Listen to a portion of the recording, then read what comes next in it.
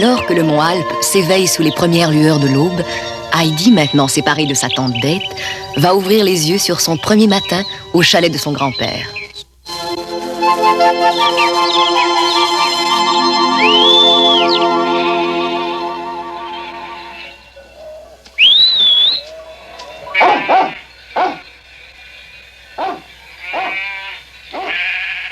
Ah, au moins tu es matinale aujourd'hui.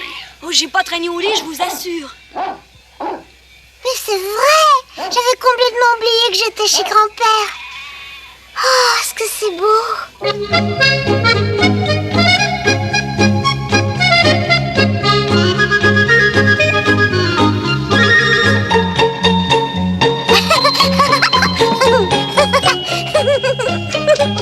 Grand-père, je suis levée! Ah, Heidi, tu es déjà levée?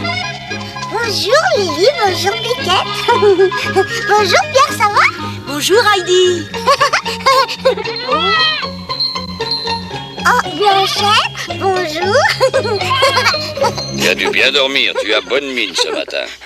Est-ce que ça te plairait d'aller dans la montagne avec les chèvres? Oh, bien sûr, grand-père, je peux y aller. Et avant d'aller courir dans la montagne, il faut d'abord te laver. Sinon, le soleil va se moquer de toi. Pierre, attends-moi s'il te plaît. Hé, général des chèvres, viens avec moi.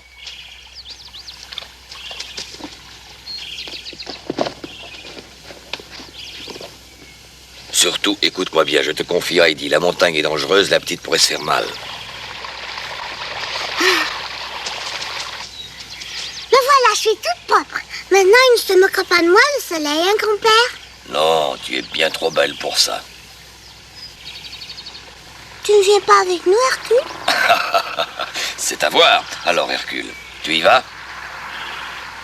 Tu es un gros paresseux. Allez, en route et faites très attention tous les deux. Au revoir, grand-père.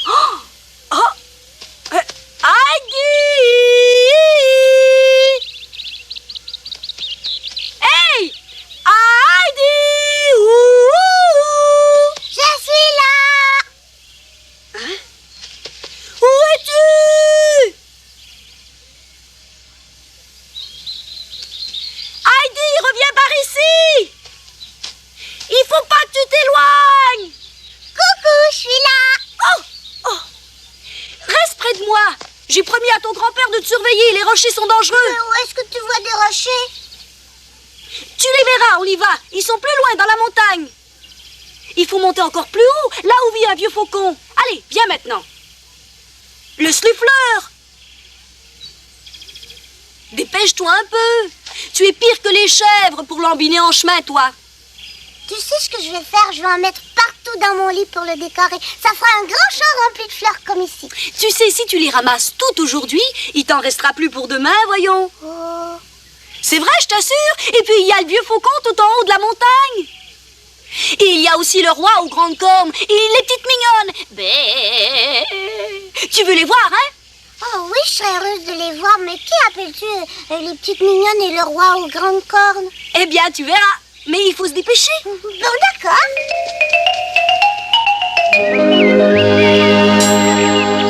Dis-moi, Pierre, une petite mignonne, qu'est-ce que c'est? C'est une petite mignonne, quoi. Oh, est-ce que c'est une des petites mignonnes là-haut? Mais non, c'est un écureuil. Oh, je me disais bien que c'était un écureuil. Oh, regarde un petit lièvre. Il a disparu. Parce que t'as couru derrière lui. Dommage, tu ne trouves pas que c'est gentil un lièvre? Oh, il y a encore plus gentil, attends de voir. Oh, c'est bien vrai? Puisque je te le dis. Allez, viens. Regarde, un faucon. Mais non, voyons, c'est un corbeau. Décidément, tu y connais rien du tout. On est arrivé, tu vois, c'est là-haut. On y va.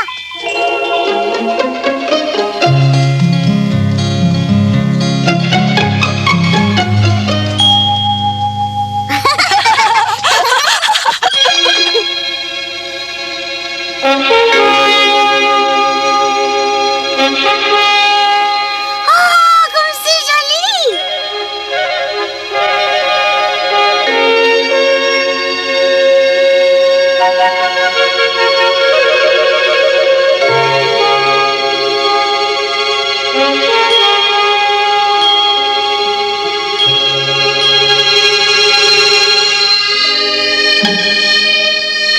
Pierre, c'est de la neige qu'on voit en bas. Oh oui, c'est de la neige. Oh, je n'en ai jamais vu autant.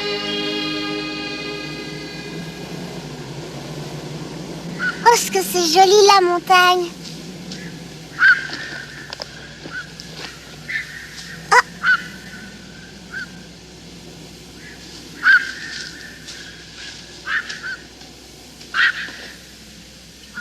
Eh bien alors, Pierre, qu'est-ce qui te prend? Est-ce que tu es malade? Mais non, je veux seulement faire un petit somme. Eh Pierre, dis-moi, où est-ce qu'ils sont, les petites mignonnes? Pierre, Mais tu peux donc pas rester tranquille, qu'est-ce que tu veux? où sont-elles? Arrête de poser des questions. Laisse-moi tranquille, je suis fatiguée. Tu ferais mieux de te reposer, toi aussi.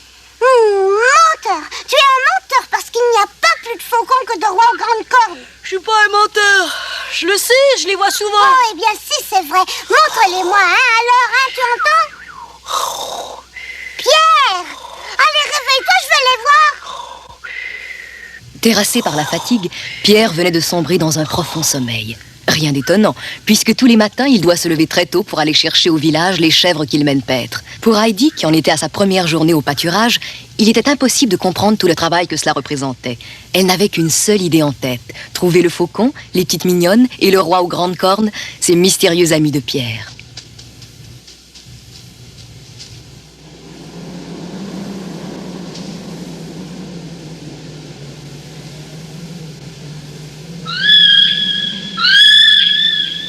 Pierre ne m'a pas menti, c'est bien le faucon.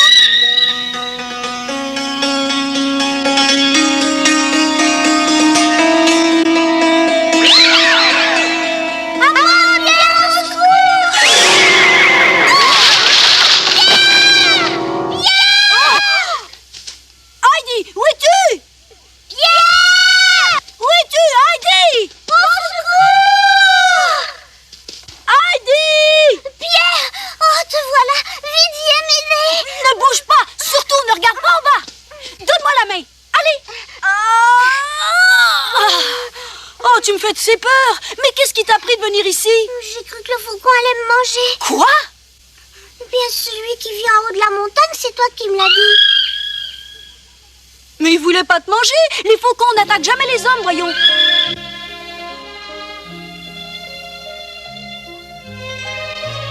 Dis, pourquoi pousse-t-il des cris alors? Oh, Heidi, t'occupe pas de ça, veux-tu? Tu ferais beaucoup mieux de te méfier des rochers, crois-moi. Mais...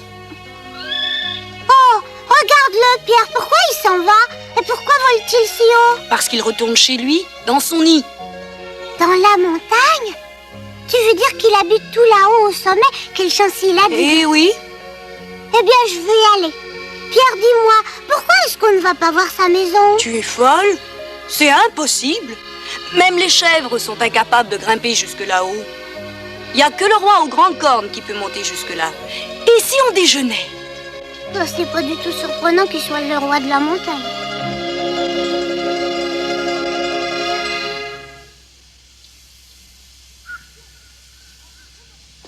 Tiens, Heidi, prends ce gros morceau, il est à toi. Tu sais, si tu bois tout ton bol de lait, je peux aller traire une chèvre. Traire une chèvre, comment ça?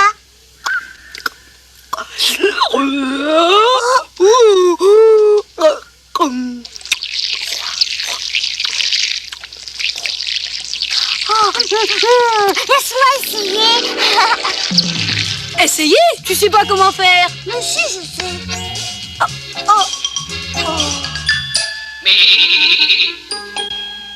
Pour avoir son lait à portée de la main et mieux surveiller ses chèvres, Pierre les rassemble toujours près de lui à l'heure du repas.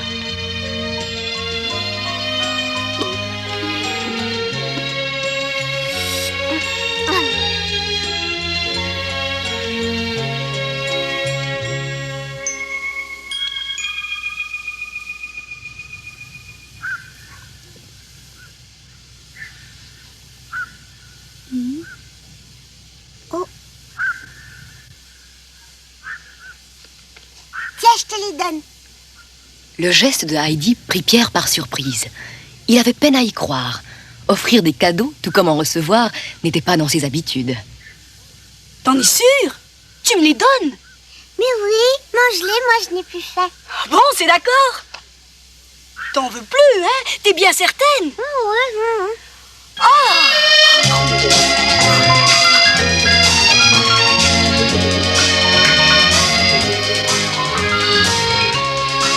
Et c'est là, la brune et blanche qui court là-bas. C'est la mienne. Elle s'appelle Pi. Ah oui, Pi, je me souviens. Laisse-moi trouver toute seule. Et la grise qui a l'air si robuste, c'est la coquine, voilà. Oh, quelle mémoire, dis donc.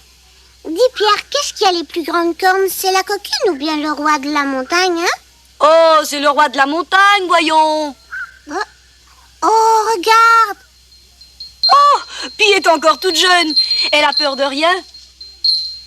Et puis il y a ma Lily et ma Biquette, ta chèvre et Blanchette.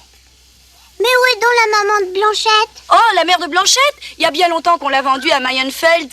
Vendue? Oh non! Oh, ne t'inquiète pas, Blanchette. Maintenant, tu ne seras plus jamais toute seule. Ah, les voilà. Mais qui? Ben, les petites mignonnes. Où ça, je ne les vois pas. Ah, maintenant elles sont parties. Oh, zut, ma chèvre. Attention, Pi, reviens. Idiote, va, recule. Recule, je te dis. Pi, arrête, tu vas tomber. Recule, Pi, recule. Est-ce que je peux faire quelque chose? Veux-tu m'écouter? Tiens, Pi, regarde, c'est pour toi. J'ai cherché cette l'herbe pour toi toute seule. Tiens, Pi, par ici. Allez, viens. Ah, c'est ça, viens. Viens, allez. Ah. Oh, ce que j'ai eu peur. Oh, t'en fais jamais d'autres, petite sotte, allez, arrive. Tu es une vilaine chèvre. Non, je veux pas que tu la battes. Hein? Mais elle a désobéi, si je la punis pas, elle recommencera. Arrête. Elle a eu assez peur comme ça. Je suis sûre qu'elle ne recommencera jamais. Écoute, Pi, il faut promettre de ne plus recommencer, hein? Tu vois? Bon. Mais alors, si j'arrête de la battre, me donneras-tu encore de ton fromage quand tu viendras avec moi garder les chèvres? Bien sûr. Et si tu veux, je te donnerai même mon pain. Mais tu dois me promettre de ne plus la battre, ni demain, ni plus jamais. Tu ne battras plus Blanchette, ni les autres chèvres, hein, tu me le jures? Bon, c'est juré. Allez, Pi, va.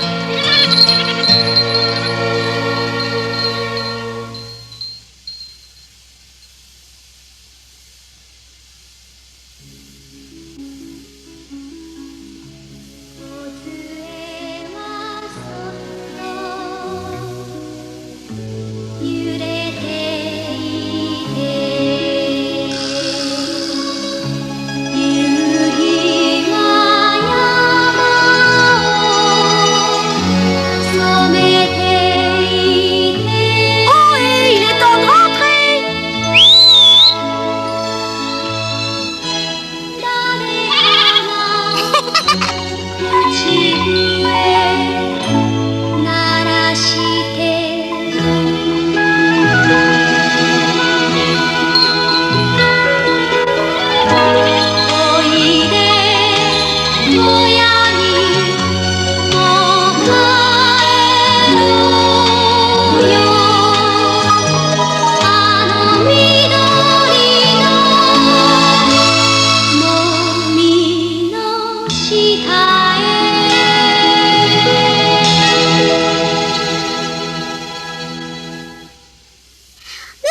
n'ai pas encore vu tes amis, tu sais, le roi aux grandes cornes et les petites mignonnes.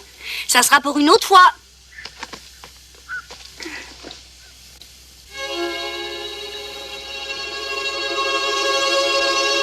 Oh, Pierre, ça brûle, la montagne brûle, regarde. C'est formidable, la montagne est en feu. Toute la montagne est en feu. Même les nuages, même la neige. C'est pareil tous les soirs. La montagne n'est pas en feu. C'est le soleil qui prend cette couleur en se couchant. Tiens, le voilà, le roi aux grandes cornes.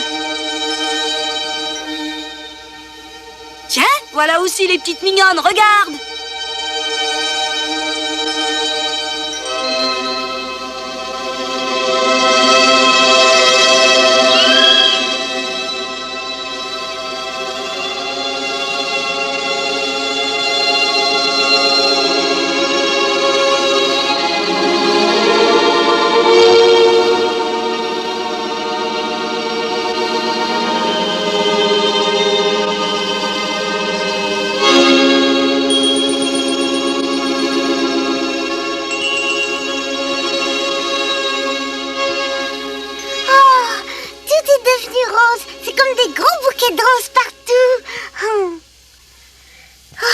C'est beau.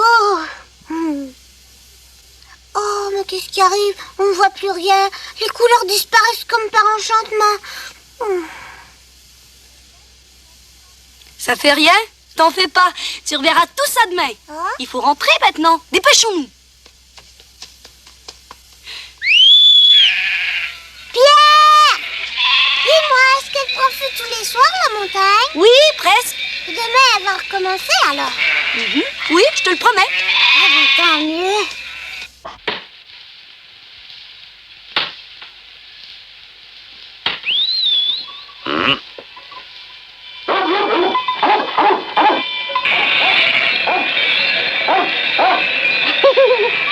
Hé, grand-père! Ah, alors Heidi, est-ce que tu t'es plu là-haut dans la montagne? C'était merveilleux. Et j'ai bien hâte d'y retourner. Bon, il faut que j'y aille. À demain, au revoir. Au revoir, Pierre. À demain. Au revoir, Blanchette. Oh, grand-père, si tu savais comme tout était beau. Des roses partout et le feu sur les rochers, les petites mignonnes et le roi aux grandes cornes. Tiens, un petit cadeau que j'ai ramené pour toi. Oh, comment ça se fait? Mes fleurs qui étaient si jolies. Elles sont toutes fanées. Tu peux me dire ce qui s'est passé, grand-père? C'est très facile. En les cueillant, tu les as privées de soleil, tes pauvres petites fleurs. Et de plus, ce n'est pas bon pour elles de les envelopper dans un tablier, tu sais. Oh, je ne savais pas.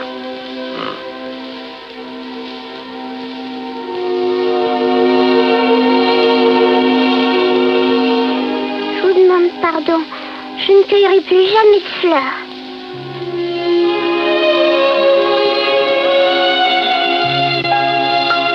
Adieu, petite fleur. Voir ces pauvres fleurs ainsi flétries gonflait le cœur de Heidi d'un gros chagrin. Mais, à l'heure du repas, il n'en paraissait plus rien, tandis qu'elle faisait à son grand-père un récit enthousiaste des événements de sa journée. Dis, grand-père, est-ce que tu sais pourquoi le faucon crie si fort lorsqu'il passe au-dessus de nous? C'est sa façon à lui de se moquer des hommes qui vivent rassemblés dans le monde d'en bas et qui passent le plus clair de leur temps à ne rien faire qu'à se disputer entre eux. De se moquer d'eux? Bien sûr, si le faucon pousse de si grands cris, c'est pour dire aux hommes de la vallée: si vous voulez être heureux et connaître le vrai bonheur, ne dépendez pas des autres. Faites comme moi, ne vous mêlez pas des affaires des autres. Volez toujours seul, haut, très haut, toujours plus haut dans le ciel. Voilà donc le secret de grand-père. Lui qui, comme le faucon, s'est retiré dans son chalet en haute montagne, loin des gens du village. En parlant du faucon, grand-père révélait ses propres pensées.